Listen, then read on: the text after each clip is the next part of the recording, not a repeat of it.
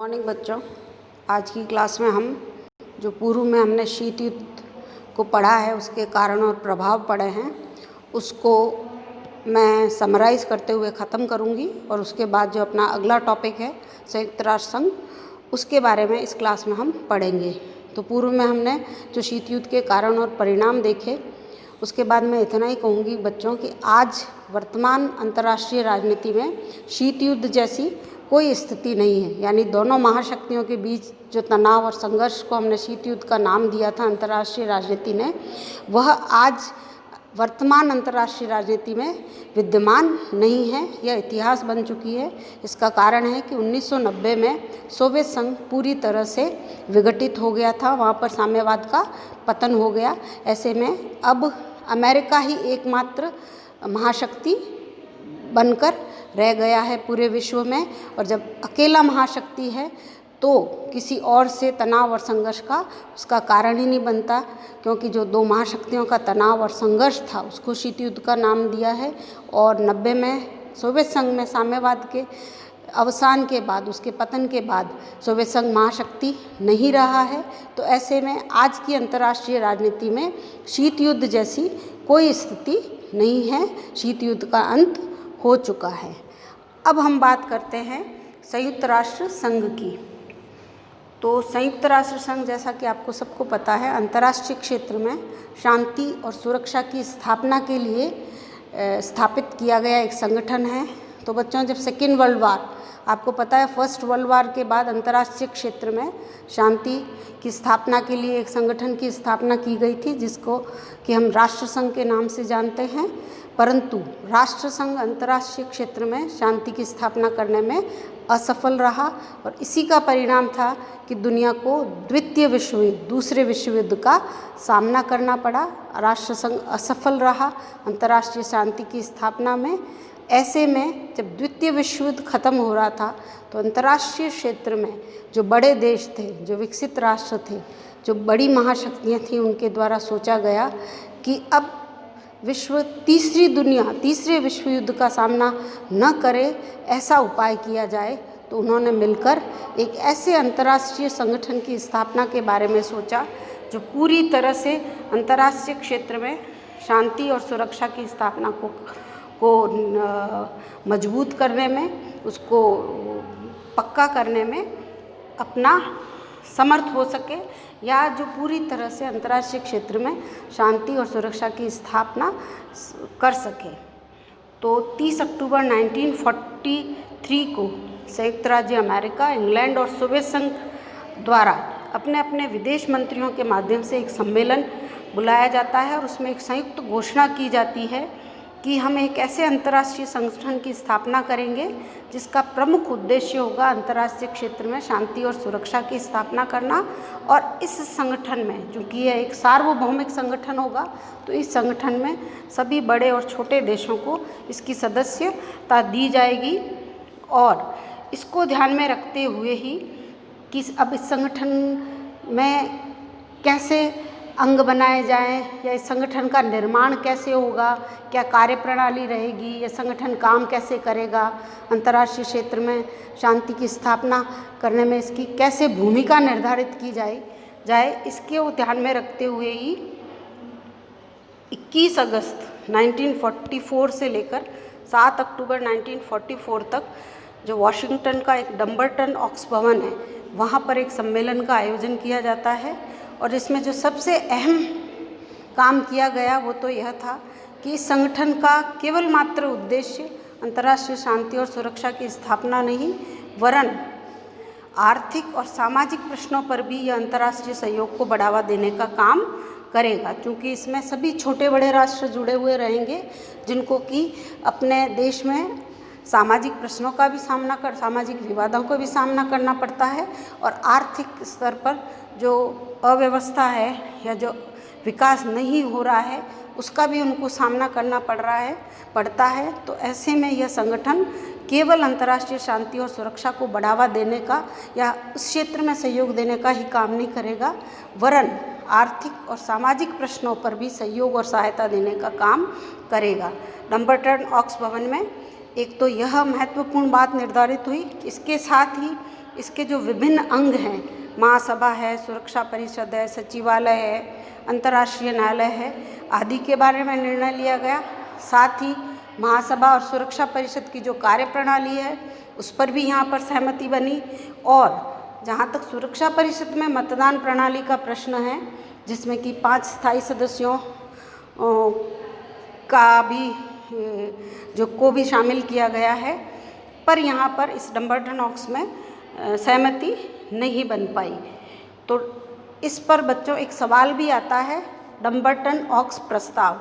तो उसके जवाब में आपको लिखना है कि इस प्रस्ताव में, जो कि 21 अगस्त 1944 से 7 अक्टूबर 1944 तक चलता है, में यूएनओ यानी संयुक्त राष्ट्र संघ के उद्देश्य केवल अंतर्राष्ट्रीय शांति और सुरक्षा तक ही सीमित न रखते हुए आर्थिक और सामाजिक क्षेत्र में भी सहयोग को बढ़ावा देना उद्देश्य को निर्धारित किया गया। साथ ही इसके महत्वपूर्ण अंगों के बारे में, उसकी कार्यप्रणाली के बारे में भी यहाँ पर महत्वपूर्ण निर्णय किए गए।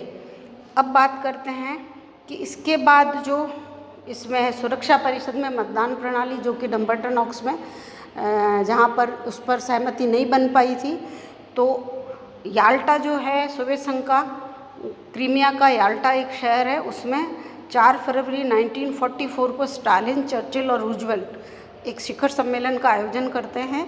और यह सम्मेलन इसलिए महत्वपूर्ण हो जाता है इतिहास में कि यहाँ पर सुरक्षा परिषद में जो मतदान प्रणाली है उस पर सहमति बनती है, या उस पर महत्वपूर्ण निर्णय लिया जाता है कि मतदान प्रणाली कैसे होगी। तो यह भी एक सवाल बनता है बच्चों कि सुरक्षा परिषद में मतदान प्रणाली पर का निर्णय या महत्वपूर्ण सहमति कहाँ पर बनी, तो वह था सोवियत संघ के क्रीमिया के याल्टा नगर में। और साथ ही आगे 1 जनवरी 1942 को ब्रिटेन, सोवियत संघ, चीन और अन्य जो 26 राष्ट्र हैं उनके प्रतिनिधियों का एक सम्मेलन होता है सैन फ्रांसिस्को, अमेरिका के सैन फ्रांसिस्को नगर में। और यहाँ पर संयुक्त राष्ट्र जो शब्द है उसका प्रयोग अमेरिकी राष्ट्रपति रूजवेल्ट द्वारा जो किया गया था पूर्व में, उसको काम में लिया जाता है।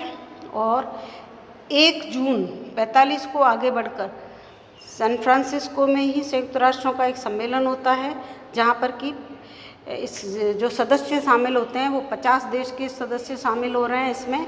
और यहाँ पर सैन फ्रांसिस्को सम्मेलन में संयुक्त राष्ट्र के घोषणा पत्र, जिसको कि हम चार्टर कहते हैं, जिसमें कि प्रस्तावना और 111 अनुच्छेद थे, को अंतिम रूप दिया जाता है।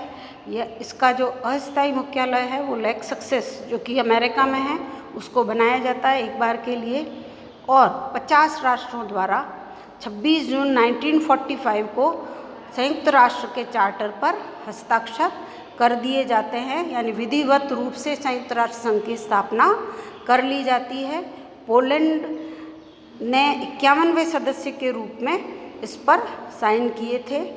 और 24 अक्टूबर 1945 को आधिकारिक रूप से, यानी ऑफिशियल रूप से संयुक्त राष्ट्र संघ अस्तित्व में आ जाता है, यानी अंतर्राष्ट्रीय क्षेत्र में अंतर्राष्ट्रीय शांति और सुरक्षा को बढ़ावा देने, उसको संभव बनाने, उसको सफल बनाने हेतु जिस संगठन को सभी देशों ने मिलकर बनाया था वो पूरी तरह से अब 24 अक्टूबर 1945 से अस्तित्व में आ गया है। अब यह अंतर्राष्ट्रीय क्षेत्र में किसी भी तनाव, संघर्ष, समस्या को समाधान को हर वक्त तत्पर रहेगा। और 24 अक्टूबर को ही प्रतिवर्ष हम संयुक्त राष्ट्र दिवस के रूप में भी मनाते हैं। इसका जो अभी सदस्य संख्याओं की बात करें कि अब कितने सदस्य इसके देश हैं बच्चों, तो 193 सदस्य इसके देश हैं अभी वर्तमान में। और इसका जो प्रधान कार्यालय है, जो पहले अस्थायी था वो लेक सक्सेस में बनाया था, उसकी जब अब इसका जो प्रधान कार्यालय है, ऑफिस है, वह न्यूयॉर्क में बनाया गया है। अब बात करते हैं हम यूएनओ के उद्देश्यों की। पूर्व में हमने जो ये पढ़ा है उसमें आपको समझ में आ गया होगा कि इसके उद्देश्य क्या है, परंतु फिर भी विधिवत रूप से इसके कुछ उद्देश्य को ध्यान में रखते हुए इसकी स्थापना की गई थी। वो इस प्रकार से है बच्चों कि पहला तो जो अहम है वह यही है कि अंतर्राष्ट्रीय क्षेत्र में शांति और सुरक्षा बनाए रखना, उसको कायम रखना, उसको संभव बनाना और इसको के साथ छेड़छाड़ करने वाली सभी आक्रामक प्रवृत्तियों को नियमित करना, नियंत्रित करना, सीमित करना या उन पर नियंत्रण करना। दूसरा जो उद्देश्य है वो है प्रत्येक अंतर्राष्ट्रीय समस्या, विवाद, तनाव, संघर्ष का शांतिपूर्ण समाधान निकालना। अगला उद्देश्य है कि सभी सदस्य राष्ट्रों को बिना किसी बड़े राष्ट्र के दबाव के आत्मनिर्णय के अधिकार देना और ये जो उपनिवेशवाद है उसके विघटन की प्रक्रिया को गति देना। यानी अभी भी जो राष्ट्र बड़े राष्ट्रों के उपनिवेश बने हुए हैं उनको उनके उपनिवेशवाद से मुक्ति दिलाने का काम करना या उसको बढ़ावा देना। इसके अलावा जो अगला उद्देश्य है जो काफ़ी अहम है वो है सामाजिक, आर्थिक, सांस्कृतिक और मानवीय क्षेत्रों में अंतर्राष्ट्रीय शांति और सुरक्षा तो इसका अहम उद्देश्य है ही बच्चों, पर इसके अलावा सामाजिक, आर्थिक, सांस्कृतिक और मानवीय क्षेत्र में भी अंतर्राष्ट्रीय सहयोग और सहायता को निरंतर बढ़ावा देना, प्रोत्साहित करना भी संयुक्त राष्ट्र का एक अहम उद्देश्य, एक अहम लक्ष्य निर्धारित किया गया। और आने वाले वर्षों में निशस्त्रीकरण को बढ़ावा देना और नवीन अंतर्राष्ट्रीय अर्थव्यवस्था को लागू करना भी इसके मुख्य उद्देश्यों में, लक्ष्यों में शामिल कर लिया गया। अब बात करते हैं हम संयुक्त राष्ट्र संघ के सिद्धांतों की। तो जो इसका चार्टर है उसकी धारा 2 में इसके मौलिक सिद्धांतों का वर्णन है बच्चों, जो इस प्रकार से हम देख सकते हैं कि पहला तो है कि इस संगठन में सभी छोटे बड़े राष्ट्रों को एक समान माना जाएगा और सबकी सर्वोच्च सत्ता या संप्रभुता का सम्मान किया जाएगा। दूसरा सिद्धांत यह है कि सभी सदस्य राष्ट्रों से यह आशा की जाती है कि वो लोग जो चार्टर के सिद्धांत हैं, जो चार्टर द्वारा उन पर लागू किए गए कर्तव्य हैं, जो बताए गए कर्तव्य हैं, उनका निर्वहन वो पूरी ईमानदारी से करेंगे, चाहे इससे उनके हित प्रभावित हो रहे हैं या नहीं हो रहे हैं। अपने हितों को ध्यान में रखते हुए वो चार्टर के दायित्वों को या यूएनओ के दायित्वों को पूरा नहीं करेंगे, वरन ईमानदारी के साथ उनको पूरा करेंगे। तीसरा जो सिद्धांत है वह यह है बच्चों कि सभी अंतर्राष्ट्रीय झगड़ों का निपटारा पूरी तरह से शांतिपूर्ण समाधान या शांतिपूर्ण साधनों द्वारा ही करेंगे, चाहे मध्यस्थ बनकर करें या व्यापक विस्तार से चर्चा करते हुए करें, पर उनका समाधान शांतिपूर्ण ही करेंगे। अगला जो सिद्धांत है वह यह है कि सभी सदस्य राष्ट्र उद्देश्य जो इसके यूएनओ के उद्देश्य उनके प्रतिकूल कार्य नहीं करेंगे, ना तो किसी की देश की स्वतंत्रता का हनन करेंगे, न किसी को आक्रमण करने की धमकी देंगे और न ही आक्रमण करने जैसा कार्य करेंगे। यानी पूरी तरह से सदस्य राष्ट्र एक दूसरे की संप्रभुता का भी सम्मान करेंगे, इसको ध्यान में रखेंगे। साथ ही सदस्य राष्ट्र जो चार्टर में उल्लेखित उद्देश्य है उनके प्रतिकूल काम करने वाले देशों की भी किसी भी प्रकार की सहायता नहीं करेंगे। अगला है जो सिद्धांत है वह यह है कि सदस्य न बनने वाले राज्यों से भी शांति और सुरक्षा बनाए रखने वाले सिद्धांत का पालन करवाएंगे। यानी जो सदस्य राष्ट्र हैं उनको तो करना है ही, परंतु जो राष्ट्र इस संगठन के सदस्य नहीं हैं, सदस्य राष्ट्र इस बात की कोशिश करेंगे कि वो भी अंतर्राष्ट्रीय क्षेत्र में शांति और सुरक्षा को बनाए रखने में अपनी भूमिका निश्चित करें, अपनी भूमिका का निर्धारण करें। उनकी वजह से अंतर्राष्ट्रीय क्षेत्र में शांति और सुरक्षा को खतरा नहीं पहुंचना चाहिए। अगला जो सिद्धांत है वो है कि संयुक्त राष्ट्र किसी भी देश के, किसी भी सदस्य राष्ट्र या जो सदस्य राष्ट्र नहीं है उसके भी घरेलू मामलों में हस्तक्षेप नहीं करेगा। अगर अब बात करते हैं इसके बजट की, चूँकि इतना बड़ा संगठन है और इतनी पूरा विश्व उसका कार्यक्षेत्र है, तो इसके लिए पैसों की भी ज़रूरत होती है बच्चों। तो इसके बजट के बारे में बात करते हैं तो इसका जो चार्टर का आर्टिकल अनुच्छेद 17 है उसके अनुसार जो इसके बजट की जिम्मेदारी है उसको बनाना, उसके अनुमोदित करना, उसका निर्वहन व्यय करना आदि सब है महासभा की। और जो इसका बजट है उसमें जो योगदान है वो सभी इसके सदस्य राष्ट्र देते हैं, यानी महासभा द्वारा सदस्य राष्ट्रों के लिए एक निश्चित राशि निर्धारित की गई है और सभी राष्ट्र उसमें अपना अनुदान देते हुए संयुक्त राष्ट्र संघ का बजट में अपना अपना योगदान देते हैं। अब बात करते हैं इसकी भाषाओं की। तो प्रमुख रूप से 5 भाषाएं थी आधिकारिक संयुक्त राष्ट्र संघ की, और आगे चलकर एक छठी भाषा को भी इसमें शामिल किया गया। तो जो 5-6 भाषाएं हैं आज संयुक्त राष्ट्र संघ की वो इस प्रकार से हैं: चीनी, अंग्रेजी, फ्रेंच, रूसी, स्पेनिश और अरबी, इसको बाद में शामिल किया गया। ये 6 आधिकारिक भाषाएं हैं जो संयुक्त राष्ट्र संघ की सभी कार्यप्रणालियों को या सभी बैठकों का विवरण इन 6 भाषाओं में, आधिकारिक भाषाओं में प्रकाशित किया जाता रहा है। अब बात करें सदस्यता की कि कौन इसके सदस्य हैं या कैसे हो सकते हैं। तो 2 प्रकार से इसकी सदस्यता का देखने को मिली है।